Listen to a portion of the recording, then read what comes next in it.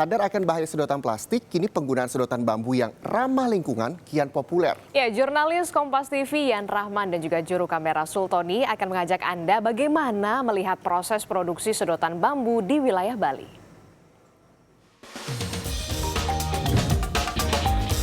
Mendapatkan dan menikmati makanan dan minuman kini kian mudah. Namun di balik kemudahan itu, penggunaan alat makan plastik kian menumpuk dan mengkhawatirkan. Salah satunya ialah sedotan plastik. Meskipun kecil, sedotan plastik nyatanya sangat berbahaya. Butuh waktu hingga ribuan tahun untuk sedotan plastik ini dapat terurai. Penggunanya pun tak sedikit, 93,2 juta sedotan plastik digunakan setiap harinya. Akibatnya, sampah sedotan plastik mengancam kelangsungan hidup biota laut dan mengganggu kesehatan manusia. Namun kesadaran akan bahaya sedotan plastik terutama bagi kelangsungan hewan laut sudah mulai menunjukkan perkembangan. Salah satu solusi yang ditawarkan adalah dengan menggunakan sedotan bambu. Seperti Komang Surya, seorang perajin di Bali yang sudah selama 2,5 tahun membuat sedotan bambu yang ia salurkan ke hotel ataupun restoran-restoran ramah lingkungan di Bali. Kira-kira seperti ini pembuatan sedotan bambu. Pertama, bambu harus dipilih yang kering dan sesuai ukuran sedotan. Lalu, bambu dipotong hingga memiliki panjang layaknya sedotan.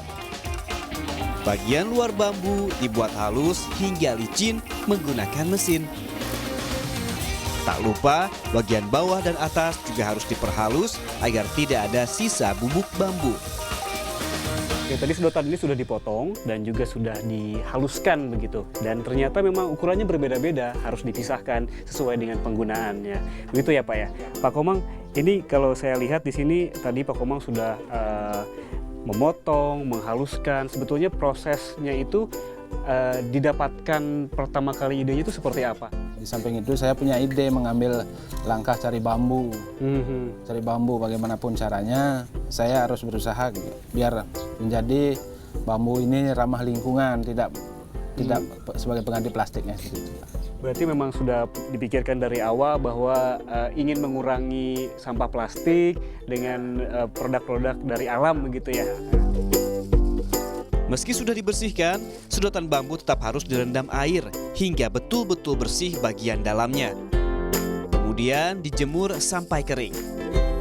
Namun perajin seperti Pak Komang tidak dapat bekerja sendiri untuk memasarkan produknya.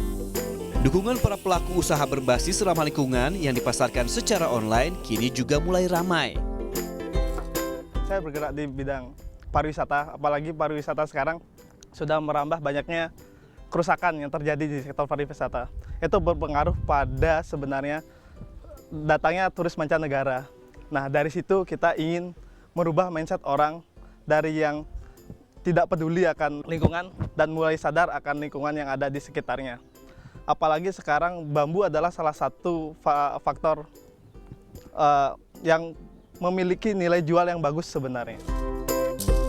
Nah, bagaimana? Tertarik untuk beralih ke sedotan bambu? Harganya pun terjangkau. Cukup dengan 15 hingga 20 ribu rupiah, Anda sudah dapat memiliki satu set sedotan bambu beragam ukuran berikut alat pembersihnya.